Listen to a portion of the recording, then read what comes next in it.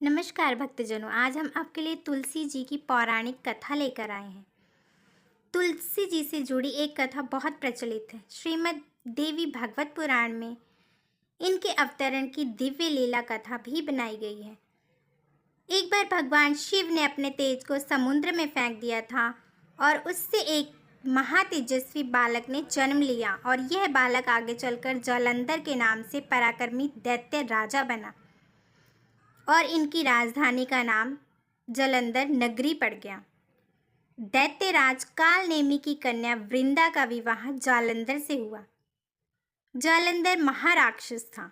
अपनी सत्ता के मद में चूर उसने माता लक्ष्मी को पाने की कामना से युद्ध किया, परंतु समुद्र से उत्पन्न होने के कारण माता लक्ष्मी ने उसे अपने भाई के रूप में स्वीकार किया। वहां से पराजित होकर वह देवी पार्वती को पाने की लालसा से कैलाश पर्वत पर गया।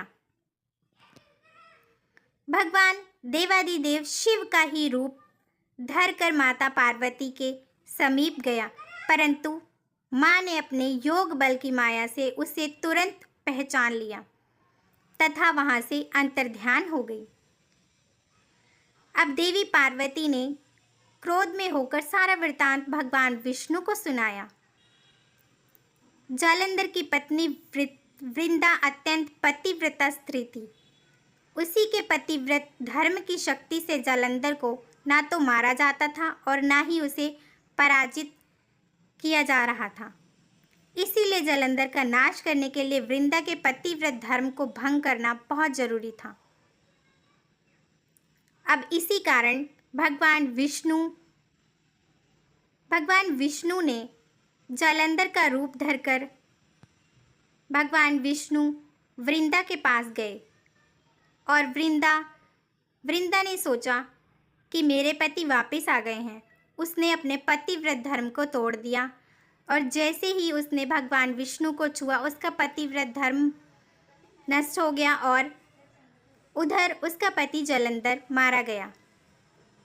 अपने पति जालंधर का कटा हुआ सर देखकर वृंदा बहुत क्रोधित हुई और उसने भगवान विष्णु की माया को पहचान लिया। गुस्से में आकर वृंदा ने भगवान विष्णु को पत्थर बरस जाने का श्राप दे दिया और भगवान विष्णु ने वृंदा के द्वारा दिए जाने वाले श्राप को स्वीकार किया और वो एक पत्थर शालिग्राम बन गए और वृंदा अपने पति के साथ सती हो गई। जहाँ पर वो सती हुई उसके राख से एक पौधा उत्पन्न हुआ। उस पौधे को भगवान विष्णु ने तुलसी का नाम दिया और कहा कि मेरी पूजा शालिग्राम के रूप में तुलसी जी के साथ होगी और जो भी व्यक्ति तुलसी और शालिग्राम का विवाह करवाएगा कार्तिक मास में और विधि विधान से पूजा पाठ करेगा, उसकी सभी मनोकामनाएं और इच्छाएं पूर्ण होंगी। उसके घर में सुख शांति और समृद्धि का सदा ही वास रहेगा। तो भक्तजनों, आपको तुलसी माता की ये कथा कैसी लगी? कमेंट कर अवश्य बताएं और कमेंट बॉक्स में जय हरि विष्णु लिखना ना भूलें। तुलसी माता की जय।